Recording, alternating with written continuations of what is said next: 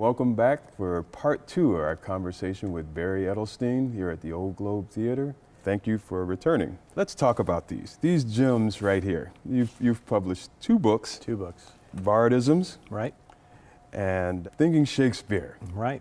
You find all over the country. I mean, it's amazing. I wrote that book, so the headline is that the 2nd edition of Thinking Shakespeare is going to be published next spring. Congratulations. Thank you, by TCG, which I'm glad about. Right. The book was published by Spark, which is an imprint of Barnes & Noble.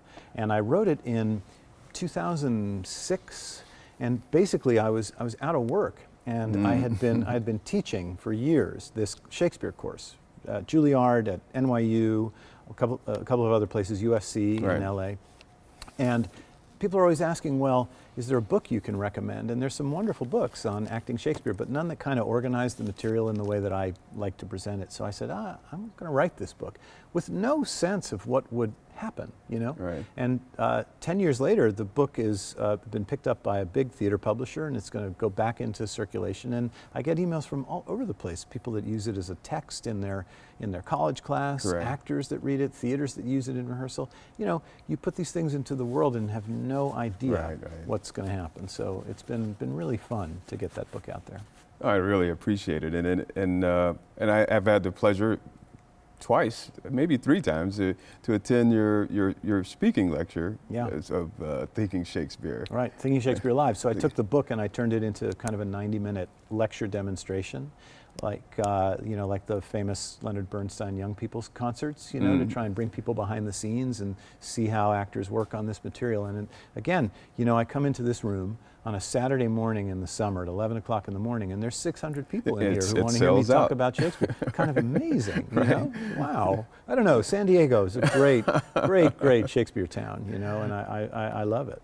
Well, I found myself nerding out in the audience. I mean, I was taking notes. I mean, I learned quite a bit. I mean, things I didn't know. I mean, I got it right here and in simple language, easy to understand. I mean, you did a phenomenal job. Thank you. It's incredible. Yeah, well, I really love this stuff. And the truth is that actors in Shakespeare's period didn't need to be taught this stuff. It was in the culture of how writers write and how language on stage works. But it's 400 years later, Right. And some of these things that would have been instinctive in an actor of Shakespeare's day have just been lost. And so it takes some kind of decoding to figure out how the language is put together. And I just listen to sort of people get it, you sort of see light bulbs pop on over people's heads, and it's so gratifying because it means that then when they come to the Globe to see a Shakespeare play, they have a much richer, deeper understanding of it.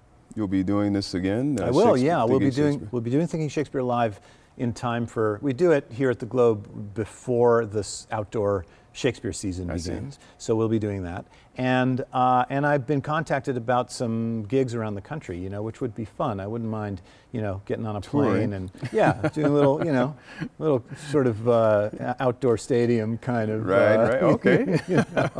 little Thinking Shakespeare Live. Yeah, but I've gotten some calls from some theaters, from colleges. Will I come out and do this? And answers, of course, because Johnny Shakespeare seed. If I can get people excited about it, then it keeps Shakespeare alive and fresh and meaningful in people's lives. So I'd love to do it.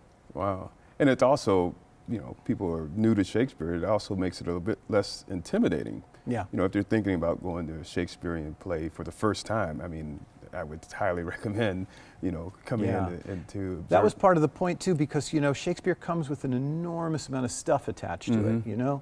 He's revered, and he's up on this pedestal, and there's statues of him, and so he can become this kind of holy figure that's remote and that you're not really allowed to touch. Like an exhibit in a museum behind a glass vitrine. And, I hate that. And anybody who actually works in Shakespeare in the theater, you've interviewed so many wonderful actors who do this stuff. They will all say the same thing. No, it's just writing like any other writing, and we want it to be alive and we want it to be fresh. So we want to break through that vitrine, and we want to say to people, no, you can touch him. And not only can you touch him, you can can own him. You can have your own relationship to him. One of the things that I love to talk about in this book and in this lecture is, here's some very simple things anybody can do to sort of unlock the secret code of the way that Shakespeare writes. Simple things like you take a piece of paper and cover the page so that you can only see one line of verse at a time. You read one line, slide your paper down, read the next line, slide your paper down, read the next line. Suddenly, the language comes to life because that's how Shakespeare wrote it. He wrote it one line at a time, asked an actor to think it one line at a time, to breathe at the end of the verse line and then do the next line. And a simple thing like covering up the text like that suddenly makes anybody able to connect and access the material in this beautiful, direct way. In the future, yes. what is in the future with Barry Edelstein? Well, my goodness. Some fun, exciting things. I'm going to be directing a play next spring, in the spring of 18 at the Globe, called The Wanderers by a writer named Anna Ziegler, really, really wonderful, exciting writer out of New York. The Globe's produced some of her work before, and we've commissioned this. It's a play about how each of us manages to find our own individual self in the context of relationships with others, and how we navigate relationships with others that are kind of mediated by other forces, by culture or by technology. It's a really wonderful, sort of moving and sweet piece. We're in the middle of season planning at the moment for the Globe. We plan a year out. Right. So we're putting together next summer at the Globe while this summer is still finishing its run. So the couple of Shakespeare plays that I'm reading and thinking about which one I want to do next. And most of all, we're at a wonderful moment at the Globe. As you know, we have a new managing director coming to town, Tim Shields. We have a board that's really energized and excited, and an audience that seems to just love the work that we're doing. So we're trying to figure out what the next 5 years at the Globe really looks like in terms of growth, in terms of the kinds of material that we present to people, the kinds of artists who are coming here, and again, looking at this question of public good and trying to be as innovative and exciting as we can to make the theater matter to as many people as possible. All right.